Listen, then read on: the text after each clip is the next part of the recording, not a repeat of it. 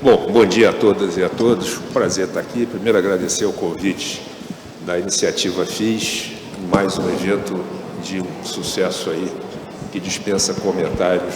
E a ideia aqui é que a gente discuta esse palpitante tema sobre novas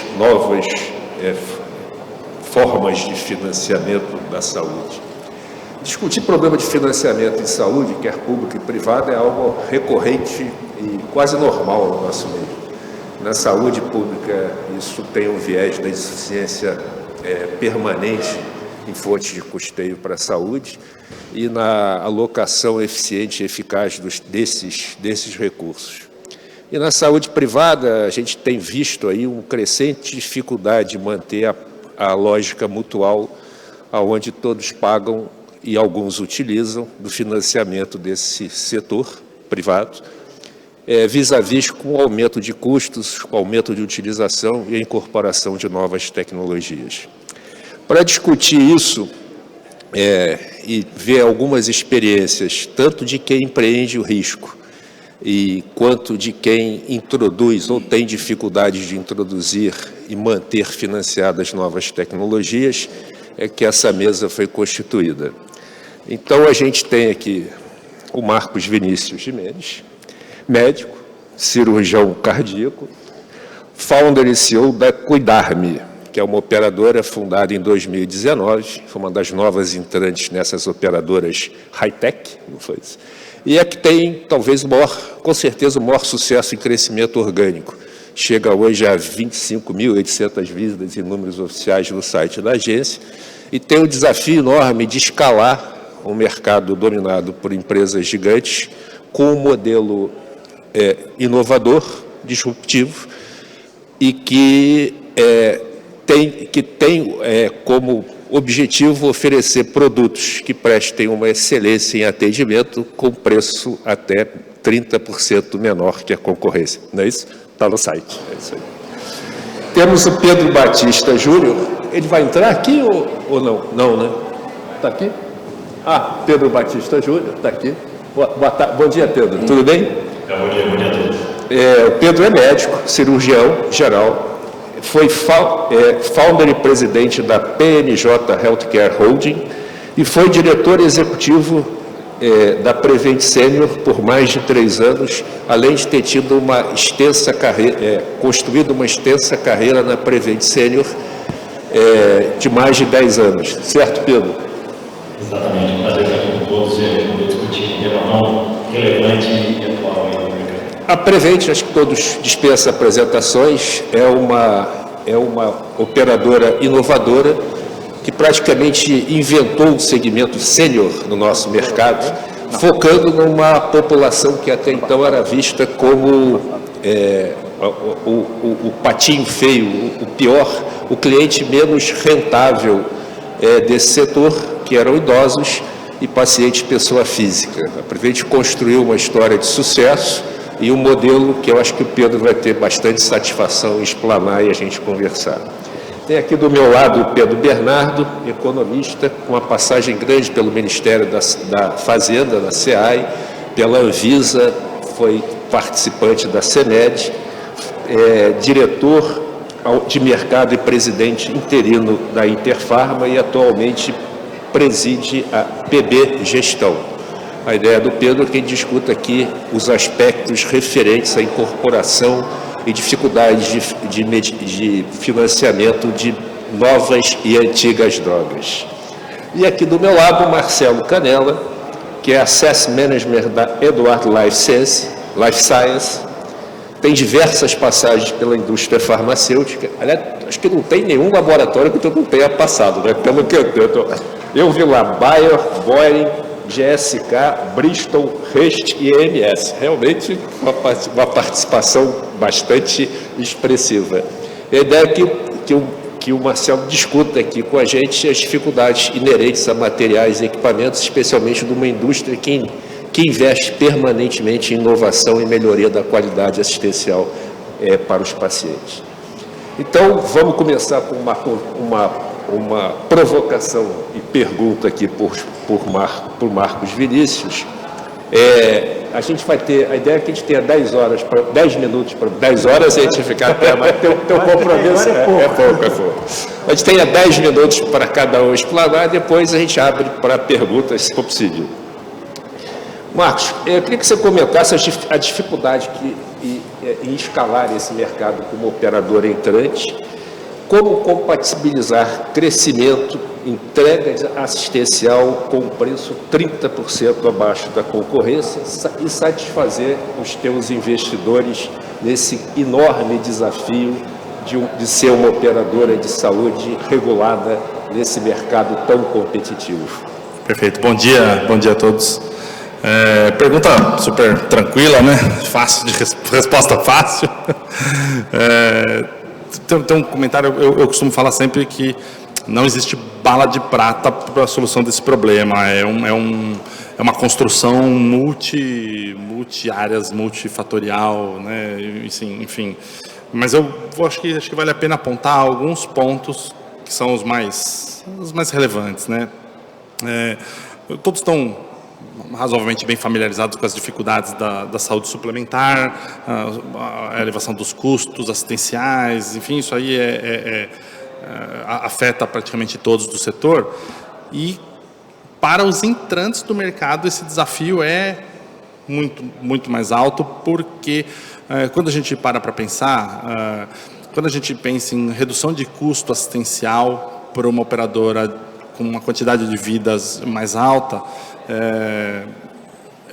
é um cenário. Quando você pensa numa operadora que começa do zero e ela precisa escalar, o custo de aquisição do usuário, as provisões regulatórias, mais o sinistro, isso implica em que, às vezes, no primeiro ano, você precisa de, às vezes, 3 vezes mais do capital que você consegue ter de receita. Você precisa desse capital investido para que você atinja um número crítico mínimo de vidas, para que aí você passe a se preocupar só com os custos assistenciais, né? Então, no começo, os custos de venda e os custos operacionais são ainda muito relevantes numa startup, né? Então, quando você põe a questão do investidor nessa equação, é preciso um alinhamento muito grande de que esse é um retorno de longo prazo. Retornos de curto prazo em saúde são falácia, né? Não consigo imaginar uma situação em que o retorno para o investidor seja de curto prazo na saúde. Um outro ponto que a gente comenta muito quando a gente fala em startup, sempre tem a questão de você buscar investimento em modelos disruptivos, ultra inovadores. Eu acredito pouco disso em saúde, né? Eu acho que a inovação em saúde ela tem que ser incremental, e a tecnologia na saúde ela é mais meio do que fim, né? Na maioria dos cenários. Então, o que nós acabamos focando, né, na operadora, na Cuidar-me, foi em tecnologia para redução de custo operacional, então melhoria da eficiência. Dar alguns exemplos, mas, por exemplo, hoje nós temos 25 mil vidas e 4 pessoas, né, 4 headcounts na área de contas médicas, porque nós fizemos todos os acordos com os hospitais em modelo empacotado e com o prestador ambulatorial em modelo de capitation. Então, isso reduz muito o estresse operacional dessa área, e a gente tentou replicar isso em diversas áreas, né? Então, na área de vendas, por exemplo, todas as vendas, independente do canal, elas entram na nossa tecnologia própria, e aí por exemplo, a maioria das operadoras tem uma área de cadastro muito grande, porque você tem que revisar cada um dos beneficiários que entra para poder gerar os reportes que a gente envia para a agência. Nós automatizamos tudo isso. Então, quando um vendedor imputa um cliente novo na plataforma, ele checa na Receita Federal o CPF. Então, a gente já faz uma entrada desse cliente do jeito correto. Todas as ações que nós fizemos foram pensadas em eficiência operacional, né? Então, quando você pensa numa empresa que está começando, a eficiência operacional é muito relevante, porque o custo operacional é muito alto. Mesma coisa para vendas, e a gente tem toda a preocupação de qualidade assistencial, mas hoje nós somos uma operadora que praticamente não temos nada verticalizado, né? Nós temos parceiros prestadores de serviço em saúde. Então, nós nesse ponto, o nosso maior cuidado foi em escolher corretamente os parceiros, né? Então, todos os nossos parceiros são acreditados, tem um certo cuidado nesse ponto, isso favoreceu muito o nosso modelo. Então, os modelos de remuneração tinham alinhamentos de incentivo e o parceiro foi bem escolhido para ter uma resposta assistencial adequada. Isso tem se mostrado uma fórmula que tem funcionado, né? Ainda tem muito desafio pela frente, 25 mil vidas é uma operadora, acabamos de virar uma operadora de médio porte, mas o desafio ainda é muito grande. Mas o meu ponto só é tecnologia para redução de custos operacionais e tecnologia para acompanhamento de jornada do paciente, de maneira a colocar esse cara numa coordenação de cuidado bem feita, uma atenção primária em saúde bem feita, eu acho que é a fórmula, pelo menos para as iniciantes, é uma forma da qual não dá para escapar, né? Então, não sei se eu respondi as perguntas, né, pelo menos as perguntas iniciais, mas o nosso desafio nós focamos em resolver com tecnologia e eficiência, principalmente operacional. Muito bom, muito bom. É um desafio, acho que muito grande, quer dizer, essa eficiência operacional, normalmente ela está atrelada aí a 25%, 30% da tua receita. E o grande desafio é a manutenção do custo assistencial em torno de 70%, que eu acho que isso aí, com a tua escalada. Depois eu queria que você comentasse o papel do Doutor Consulta, que é um parceiro de vocês nessa questão, o quanto isso facilita, o quanto isso dificulta essa operação nesse conceito de operadora semi-verticalizada. Então, acho que até é legal contar um pouquinho do histórico. Até sendo super rigoroso nessa questão de eficiência operacional, nós montamos essa operadora Cuidar-me e o nosso objetivo era ter um produto único e era um produto hospitalar, né? Então nós tínhamos um produto que dava segmentação hospitalar, então dava direito a pronto-socorro, internação e cirurgia, né? Bem restrito, só que com essa restrição isso nos permitia ter uma equipe mais enxuta, porque a quantidade de eventos hospitalares quase 100 vezes menor do que os eventos ambulatoriais, né? Então nossa equipe era super enxuta. Em determinado momento, nós fomos investidos e fizemos uma parceria comercial com o Grupo Doutor Consulta. Para quem não conhece, é uma rede de clínicas, né, em São Paulo, na época com quase 40 unidades. E essa parceria para a gente foi um divisor de águas, porque o Doutor Consulta já tinha uma cabeça, como era uma clínica mais popular, ele já tinha uma cabeça de eficiência, até porque se ele fizesse um índice de solicitação de exames muito alto, o usuário não conseguiria pagar. Então, por regulação de mercado, eles já tinham uma mentalidade que favorece a mentalidade da operadora também. Então, quando nós fizemos esse acordo com eles, a gente manteve a nossa linha de raciocínio operacional, então eu não precisei fazer gestão ambulatorial, eles já faziam a gestão ambulatorial. Fizemos um modelo de remuneração em capitation, então era um valor fixo por vida, né? Isso força o prestador a ter um alto nível de eficiência, né, do ponto de vista operacional e assistencial, né? Então, essa parceria com eles foi uma coisa fluida e nós meio que já pegamos um parceiro com alta capilaridade e já com a mentalidade certa, com os processos desenhados, né? Então, isso nos poupou muito tempo, né? Em algum momento nós pensamos, vamos precisar montar a nossa rede e vamos precisar criar todos esses processos. Na nossa cabeça isso levaria anos. Fizemos um acordo e começamos a fazer isso funcionar em 15 dias, né? E isso ainda ajudou a gente porque eles tinham uma marca muito mais forte do que a nossa, né? Uma marca de mais de 10 anos. Então, isso também ajudou a impulsionar nossas vendas, a nossa marca. Enfim, foi uma parceria, mudou a nossa jornada e foi muito boa. Muito bom. Acho que então temos aí formas de financiamento que vão de bundle, pacote, per capita e uma parte fee for service, esse mix gerido aí com todo cuidado. A gente usa todos os modelos praticamente lá. Muito bom, vamos passar para o Pedro aqui. A gente volta depois, que eu queria que depois você comentasse as dificuldades de incorporação tecnológica com medicamentos e materiais, mas vamos deixar nossos colegas aqui tecerem as considerações que eles farão, tenho certeza, com grande excelência. Perfeito.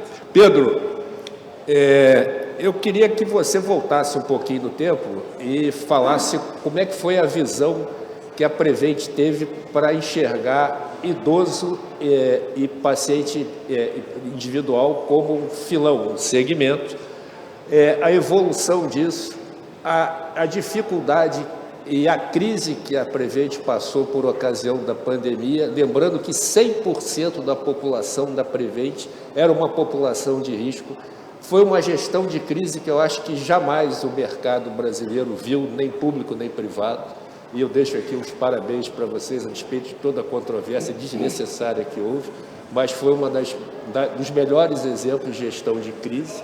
E as perspectivas atuais em cima do crescimento desse modelo e como é que vocês se posicionam. A palavra é tua. Bom dia a todos, um prazer estar aqui em uma mesa tão consagrada como essa. E aí a gente tem que voltar bastante, tem que voltar lá em 1997. Em 1997 a gente estava num período justamente de transição aí de legislação, transição à chegada do INS no mercado, para justamente começar a regular o mercado de saúde. A gente tinha um histórico de seguradoras, a gente tinha uma prática proveniente aí do mercado proveniente das seguradoras com seguro-saúde, e aí a prática da operação com a operadora de saúde ela passava a ser regulamentada. Nesse momento, não sei se todos recordam, mas as internações elas tinham um limite de 30 dias que as seguradoras ou operadoras pagavam e os beneficiários poderiam utilizar a internação hospitalar.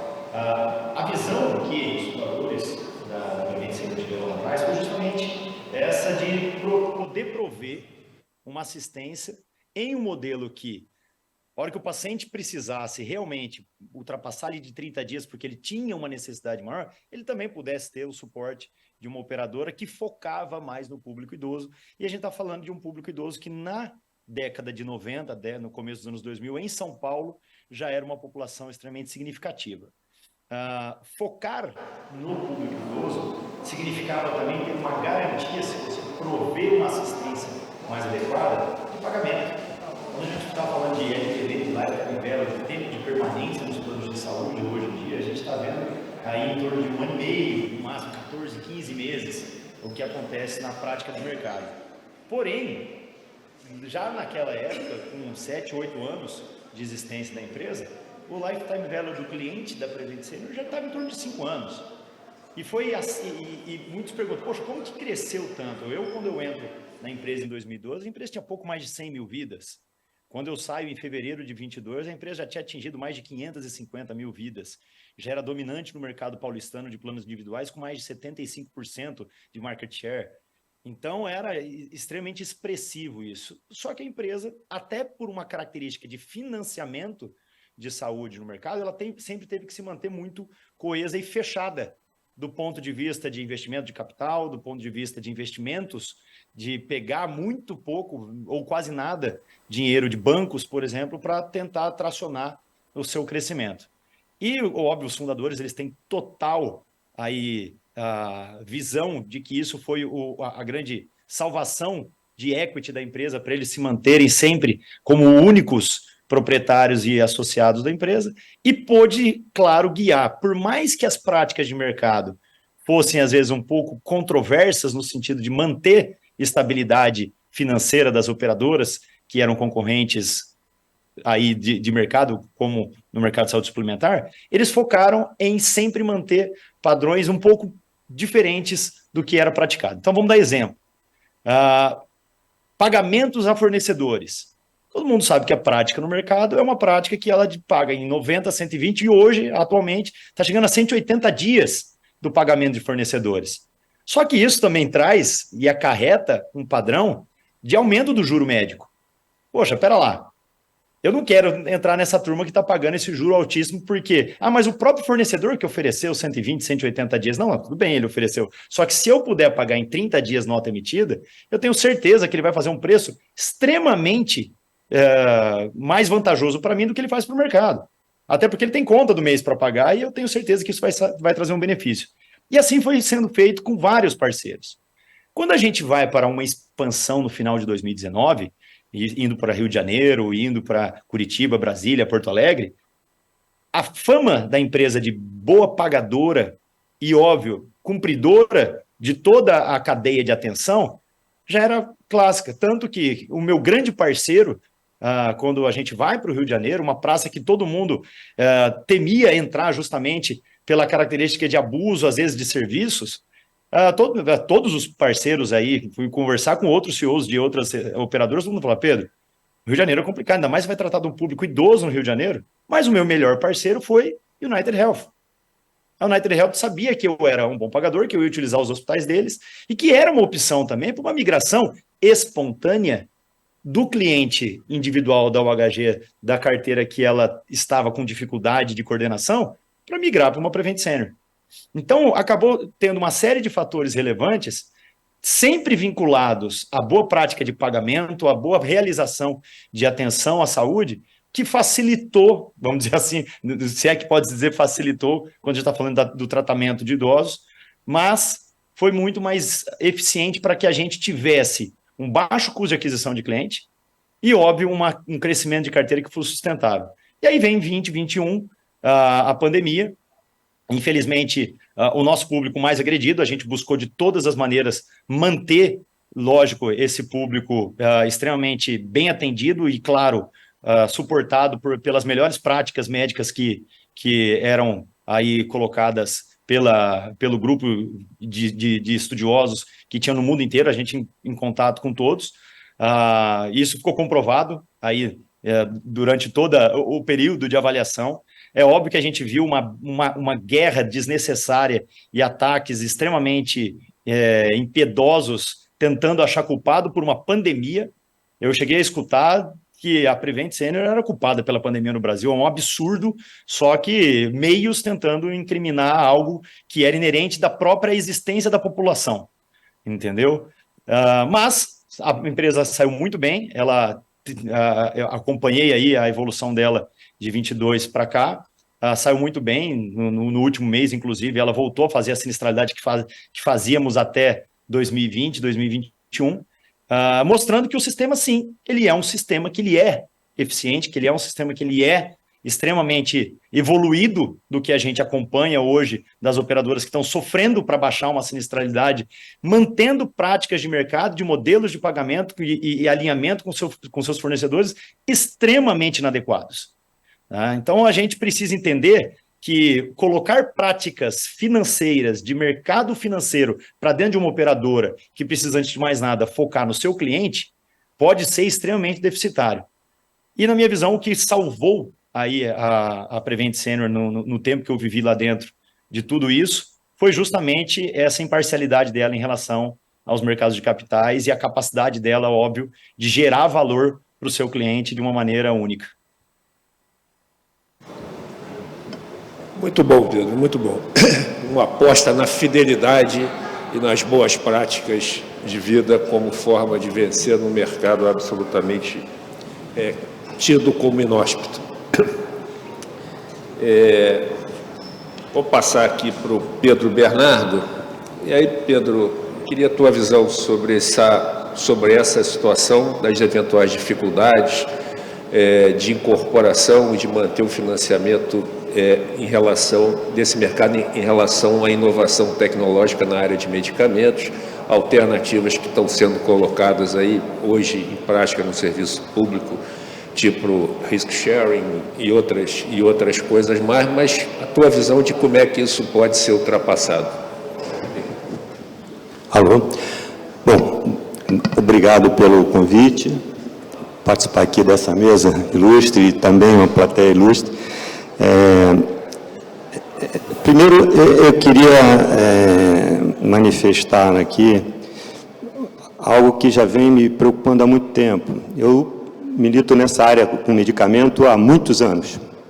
Primeiro foi no Ministério da Fazenda, depois na Anvisa e depois na Interfarma e agora na minha empresa dando consultoria. E eu vejo que a indústria farmacêutica, dificilmente ela é chamada para discutir o problema. Lá na ANS, por exemplo, a indústria farmacêutica não tem assento, nem na CANS, nem no COSAúde. Quando eu estava na Interfarma, lutei muito para poder ter um assento, consegui no ano de 2019 participar de algumas reuniões, mas parece que hoje eles não têm mais esse assento. Então, a primeira coisa precisamos de dialogar. Todos têm que estar na mesa. Eu cheguei a ouvir de uma diretora da ANS que a indústria farmacêutica não podia participar porque havia conflito de interesse. Ora, os demais setores não tinham, então só a gente. Ok. Bom, então eu percebo um preconceito assim, grande já contra a indústria. A indústria já foi condenada a que é a vilã desse problema de custo do setor. Só que eu acho que, sem conhecer os custos, não haverá solução para o setor saúde. Temos que conhecer os custos. Tem gente que fala, saúde não tem preço, a saúde tem custo, e precisamos conhecer os custos. Nós fizemos na Interfarma uma parceria com a ANAP todos conhecem, né, uma associação que reúne um número grande de hospitais de excelência. Fizemos um estudo para identificar, né, falava-se muito, inflação da saúde. Bom, vamos ver a inflação da saúde. Bom, a primeira coisa que nós identificamos é que os diversos setores, inclusive de medicamento, os preços cresciam abaixo da inflação. E das operadoras estavam crescendo acima da inflação. Bom, isso é um problema. A operadora é um vilão? Não, calma aí. O que estava acontecendo é que havia um aumento, e continua havendo, da utilização muito grande. Então, a utilização aumenta os custos, mas não era a inflação da saúde, não eram os preços de cada item que estava crescendo. O que estava acontecendo é que a utilização crescia de uma forma descontrolada e pressionava os custos, e a operadora repassava isso e repassa isso, de modo que, ao longo do tempo, se fizer comparações, vão ver que os preços de plano de saúde cresceram muito e muito acima da inflação, né? Bom, em relação aos medicamentos, identificamos algumas coisas. Pedimos para a Iquívia, que é uma empresa que faz auditoria, para auditar os custos de medicamentos dentro do sistema, e, na época, a Iquívia fez essa auditoria e identificou que medicamento pesava, naquela época, 7% apenas dos planos de saúde. Muito bem. Bom, a ANAP tem um estudo que publica todo ano, que é o Observatório, que, se vocês me permitirem, eu vou falar aqui rapidamente alguns números, que divulga os custos desses hospitais, né? Quais são os custos desses hospitais? Então, nesse estudo nosso, em 2014 e 2015, os medicamentos pesavam nos custos dos hospitais. Deixa eu aumentar aqui, porque a letra está pequena. 10% em 2014 e 10% em 2015. Aí vocês vão falar, peraí, Pedro, você está trazendo um dado de 2014? Pelo amor de Deus. Bom, eu ontem entrei na página, fui ver o Observatório de 2023. E o que eu encontrei em 2023?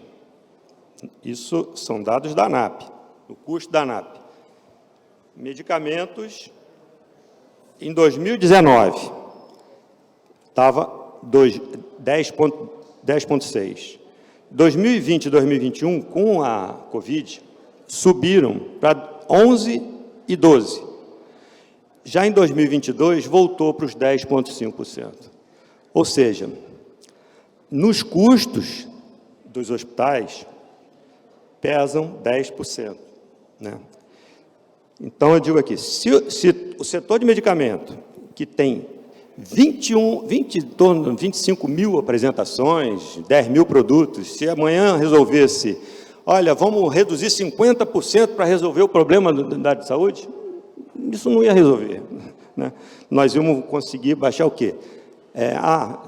4%, 5%, isso resolve o problema? Então, agora está resolvido, a partir de agora acabaram-se os problemas. Não. Então, a gente vê muita gente que sabe a solução, mas não sabe o problema. E não chama o setor de medicamento para participar da discussão. Nós vimos aqui o Marcos, o Pedro apresentar soluções criativas de negociação, né? O setor está pronto para negociar, e negocia, existe essa negociação. né? Os medicamentos, diferente dos outros setores, é diferente não, porque a maioria dos setores, até muitos setores acontece isso. Lançam um produto por um preço e depois os preços caem. Só se falam nos preços que sobem, ninguém fala nos preços que caem. Então, tem uns produtos que estão caros, realmente são caros, e diz, olha, esses produtos vão quebrar o sistema. Vão quebrar o sistema. A própria SEAD publicou um documento em que ela colocou assim, o tempo de lançamento desses produtos no mercado. Acabou aí meu tempo? O tempo de lançamento desses produtos no mercado. Os produtos com mais de 11 anos no mercado são a maioria, 90 e tantos %, e estão em queda. Você pega, por exemplo, um produto trastuzumab que entrou e era uma coisa caríssima, em 3 anos caiu 40% o preço. E quem negocia sabe que negocia e tal. Em relação a modelos, também nós identificamos que precisam mudar, e isso já está acontecendo. Você já vê que vários planos de saúde estão fazendo isso e estão tendo sucesso em relação a isso. O governo tentou fazer isso, né? O Denizar, amigo, querido, quando estava na secretaria, ele tentou, fizeram, mas a legislação é muito engessada, né? E tiveram grande dificuldade. O TCU, depois na auditoria, criou problemas com a forma. Se demonstrou que um custo administrativo foi alto porque precisou de ter um PROAD, né, que é um financiamento, usando o Einstein, que é um hospital de excelência, para medir os desfechos, para medir o resultado, para que pudesse,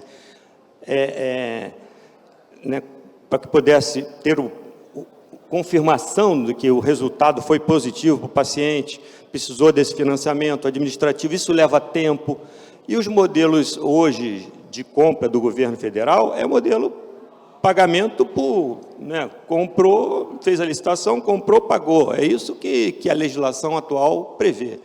Então, essa criatividade, essa tentativa de mudar no governo federal ainda vai levar tempo, vai precisar de mudar não só a legislação, mas também a mentalidade dos órgãos de controle, porque é algo que isso é feito há muitos anos, se não me engano, começou na Inglaterra, lá em 2007, outros países acompanham e fazem diversos modelos que dão certo, mas no âmbito federal a gente está meio engessado. Então, assim, em resumo, convidem a indústria farmacêutica para o diálogo, entendam os problemas que não são só de um segmento. A solução do problema passa por diálogo e nenhum setor vai levar vantagem sozinho sobre os demais, todos vão ter que dialogar e entender o problema um do outro e ceder um pouco para que tenha um acordo, né? Porque não vai ter solução se cada setor isoladamente apontar o dedo para o outro setor e dizer, meu problema é por culpa do outro, eu preciso resolver o meu problema, se o outro... dessa forma, nós não teremos solução. Então, a receita é diálogo, negociação, e parece que aqui a gente já tem alguns exemplos do resultado que isso está dando. Muito obrigado.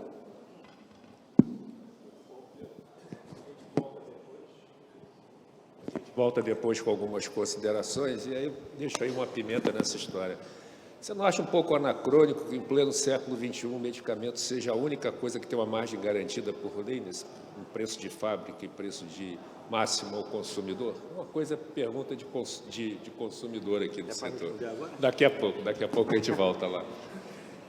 Vamos passar para o Marcelo. Marcelo, a mesma coisa em relação a materiais e equipamentos. As dificuldades, o cenário, como é que você enxerga uma forma de tornar isso menos sofrida, essa relação entre lançamento e incorporação de novos materiais, utilização e financiamento disso pela saúde privada? Primeiramente, bom dia a todos, bom dia à mesa, um prazer estar aqui com vocês, plateia ilustre. Eu não combinei com o Pedro, mas eu vou começar do término do Pedro. Mas com uma outra perspectiva, não focado só na indústria farmacêutica, mas focado na indústria. E falando o nome da palestra é Novos Modelos de Remuneração.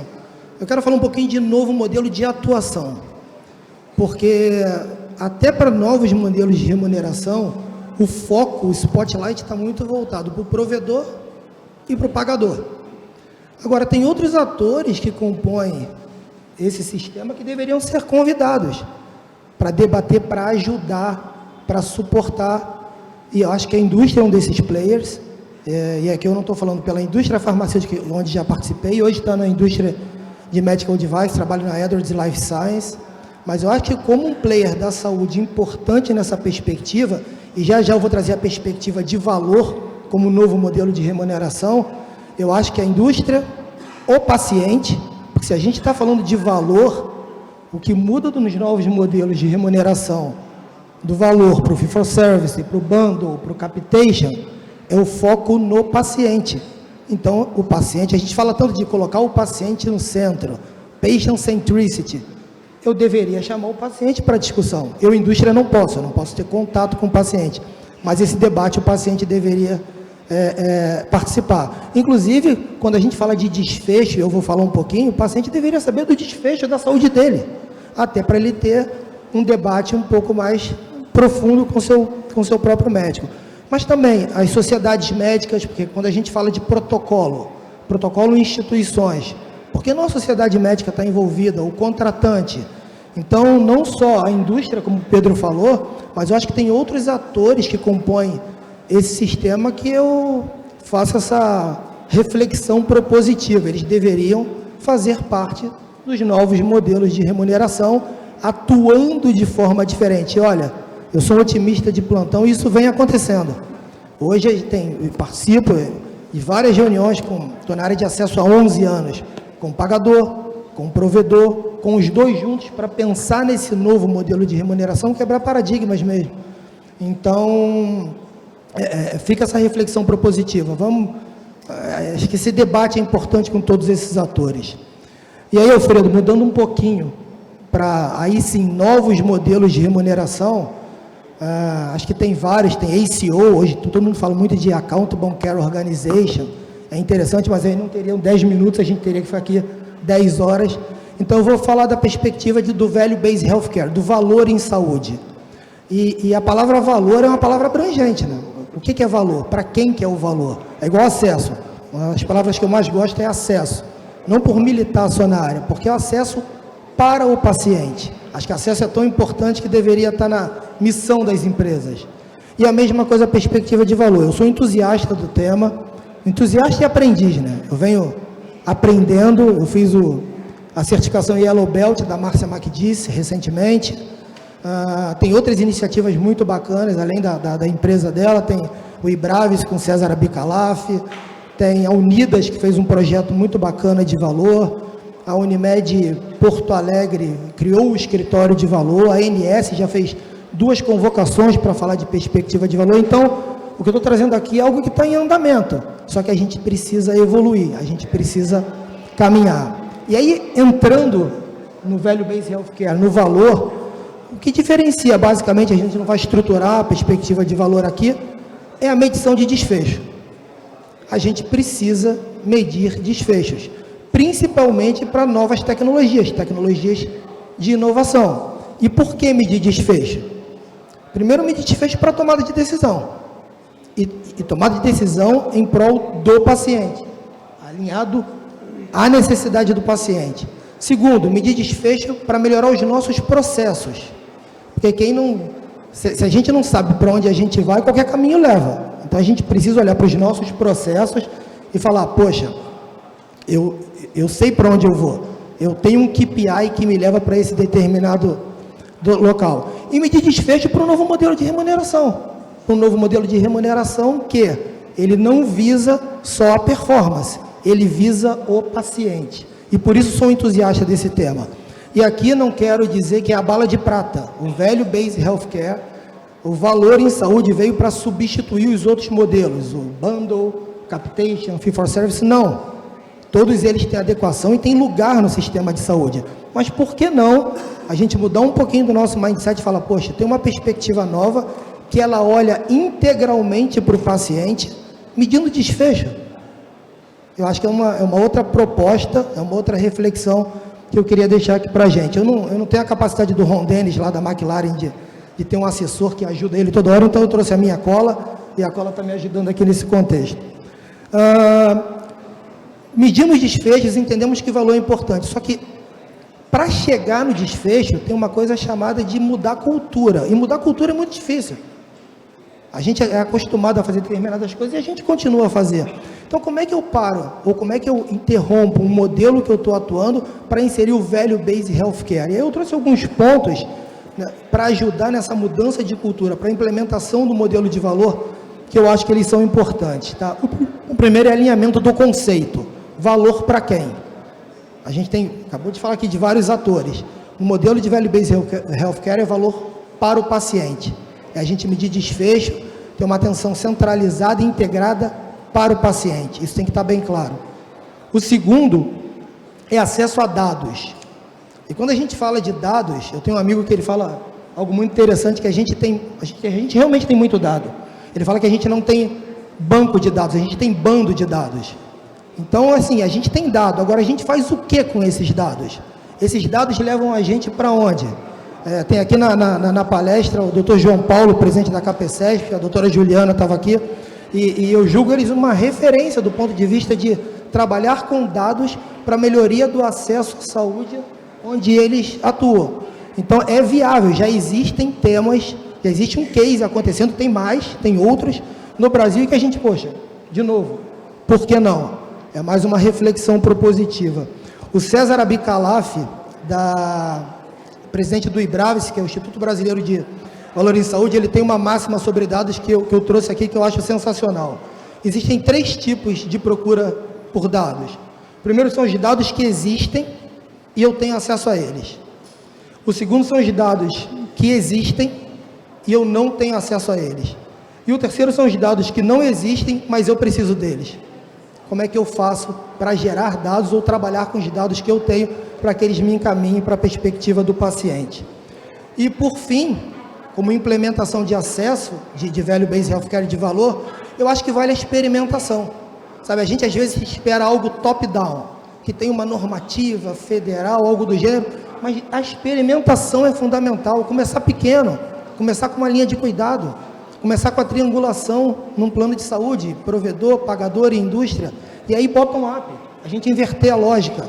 Então, acho que é uma outra proposta que vale a pena a gente refletir nessa perspectiva. Então, são 3, 4 tópicos propositivos que eu trouxe, porque eu acho que vale a pena a gente pensar em olhar para o paciente com um pouco mais de cuidado e dados, porque eu acho que a gente consegue ajudá-los de uma forma mais consciente.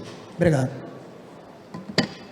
Muito bom. Quer dizer, essas alternativas aí baseadas em valor, elas conceitualmente são muito interessantes. Eu acho que não há ninguém que discorde disso. A dificuldade é medir desfecho, e nem no mercado que mais mede no mundo, que é o americano, que a gente é uma cópia mal feita, isso hoje consegue uma abrangência que todo mundo gostaria que tivesse. Então, acho que realmente é um super desafio. Só pegando um ponto, quebrando o protocolo, te interrompendo rápido, Alfredo. O mercado americano, mercado muito mais voltado para a parte mercadológica, para a parte financeira, e o mercado europeu muito mais social. E os dois estão trabalhando com a ótica do desfecho.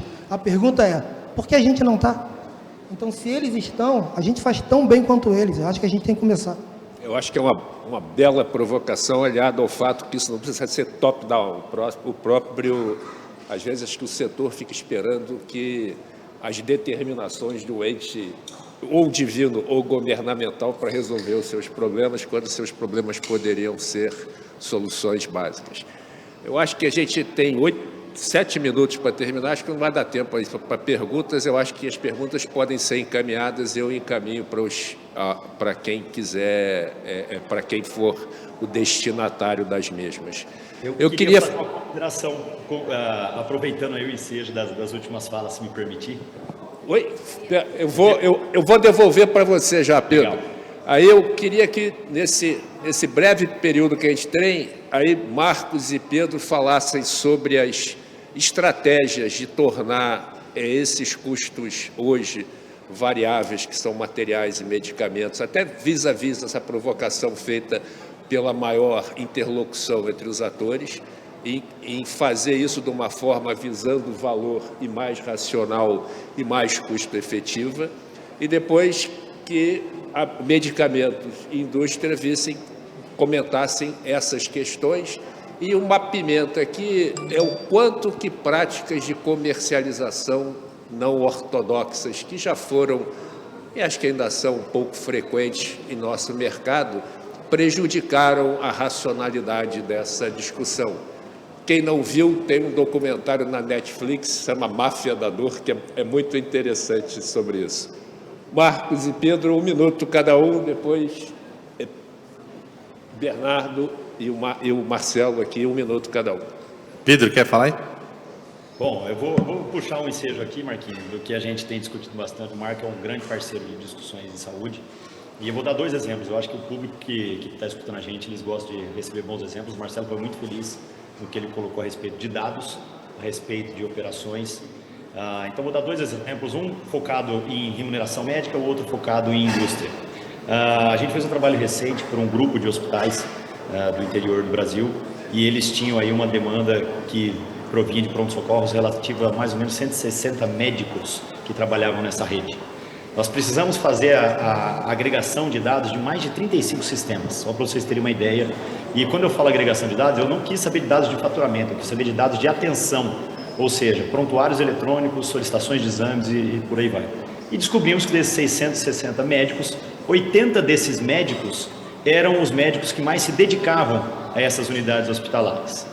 Foi feita então uma proposta para essa rede justamente para a gente poder aí oferecer um melhor pagamento para esses médicos, baseado em valor e desfecho dos pacientes, uma vez que a gente teve acesso justamente à evolução que tinha desses prontuários e do que acontecia, principalmente taxas de retorno, taxa de sucesso terapêutico. E óbvio que esses médicos eles passaram a ter uma atenção um pouco maior e uma relevância muito maior nesses hospitais, uma vez que ficou comprovado que eles eram a melhor alternativa para melhoria de eficiência e processos dentro dos hospitais. Só que para fazer isso, os profissionais que têm que enxergar isso, o Pedro está vindo de fora, o Pedro tem uma experiência de 10 anos de uma empresa que abria a cabeça para isso. A gente tem que entender processo. O médico que quer se tornar gestor hoje, ele tem que entender de metodologia de processo como um engenheiro. Estruturar Lean Six Sigma, estruturar outros modelos de metodologia de processo. E o outro voltado para a indústria, é quando a gente consegue justamente, baseado também em dados clínicos, fazer previsibilidade de evento. Um exemplo que o Marquinho a gente comenta bastante quando a gente faz palestra junto, é por exemplo de pacientes que estão em UTIs devido a AVC, por fibrilação atrial. Quando você consegue agregar os dados de eletrocardiogramas para dentro de uma plataforma de análise e evidenciar pacientes com fibrilação atrial que não fazem uso de anticoagulante, a gente faz o cruzamento de quem tem a fibrilação atrial e quem não está fazendo uso de anticoagulante, a gente descobre um público extremamente relevante que deveria ser atendido e antecipado um tratamento adequado com o uso de medicação específica e que esse paciente não é abordado. Diante disso, a gente já tem inúmeros outros modelos. Então, assim, o dado, ele é, sim, a fonte da onde a gente vai conseguir equalizar o sistema de saúde brasileiro. Trabalhar esse dado, ele não é uma situação de TI, ele é uma situação de time de Health Analytics.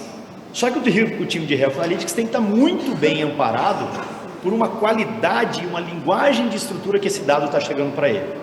E aí, eu acho que o Marquinhos pode comentar um pouco como foi esse trabalho, justamente para ele trazer esses dados, para ele poder trabalhar lá na Cuidar. Falei bem, Marquinhos? Maravilha. Acho que eu vou falar a mesma coisa que o Pedro falou, talvez de um outro ângulo. O Pedro e o Marcelo trouxeram uma percepção da indústria de materiais e de medicamento e muito comumente a gente olha eles como vilões, mas os medicamentos não se usam sozinhos, a mesma coisa os materiais. O problema não está no equipamento, não está no medicamento, está na utilização e como ela é utilizada, né? Então, o alinhamento de incentivo com o prestador, com o médico, que normalmente é quem prescreve, quem usa, é nesse meio que vem o modelo de remuneração. Se você define um modelo de remuneração bem definido, com alinhamento de incentivo com quem está prestando serviço e com a indústria, esse é o ponto. A má utilização é que é o problema, não a existência do produto em si, né? E aí, para isso, para você poder fazer o alinhamento de incentivo correto, você precisa de dados, né? Então, acho que essa nossa discussão aqui, de uma maneira bem superficial, acho que está aí. Muito bom. Acho que o Marcelo está falando que a gente tem que fazer uma mesa só sobre dados aqui, formas de captar e falar.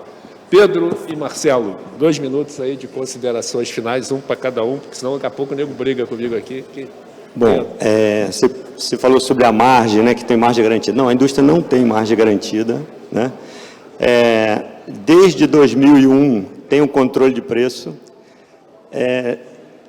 Eu desafio qualquer setor a utilizar a fórmula que é de reajuste da indústria farmacêutica, que retira todo o ganho de produtividade, desconta do reajuste. A operadora tem um fator de eficiência, né, Pedro? Pedro, então, fala aí. Então, sim, só que o que tem acontecido na prática é que, se eu pegar um número assim, muito rapidamente aqui, ó, operadora, vou aumentar aqui para enxergar, hein? IPCA, no período de 12 anos, deu 118%, medicamento 86%, operadora 246%. Então, assim, eu desafio a pegar... Foi só uma pimenta. Não, eu gostei da pimenta porque deu oportunidade de eu falar isso. Mas, e também, desde o início, quando não existia a Conitec, não existia a Citec, a CEMED introduziu avaliação de tecnologia para a precificação. Então, há uma avaliação de tecnologia na precificação, depois há uma avaliação de tecnologia na Conitec, há uma avaliação de tecnologia na ANS, né? Então, acho que é o único setor que tem controle, tem avaliação 3 vezes, e mesmo assim ainda é o vilão. Bom, em relação, muito rapidamente, porque eu sei que o tempo já... você perguntou sobre compliance, eu vou dizer, olha, isso não é um problema do setor, isso é do ser humano, né? O setor, todo setor pode ter alguns problemas. Na Interfarma, nós criamos um código de compliance rigorosíssimo, que expulsava, inclusive, se tivesse qualquer falha. Então, é o que eu digo, isso não é um problema deste setor, isso é um problema do ser humano. Obrigado. Bom, a gente ficaria aqui, acho que a manhã inteira discutindo e seria uma discussão muito proveitosa. Queria agradecer a todos aqui, os presentes, mesmo remotamente, agradecer a todos, a audiência e a mesa, e vamos em frente, que o FIS continua. Bom dia a todos. Bom dia, pessoal.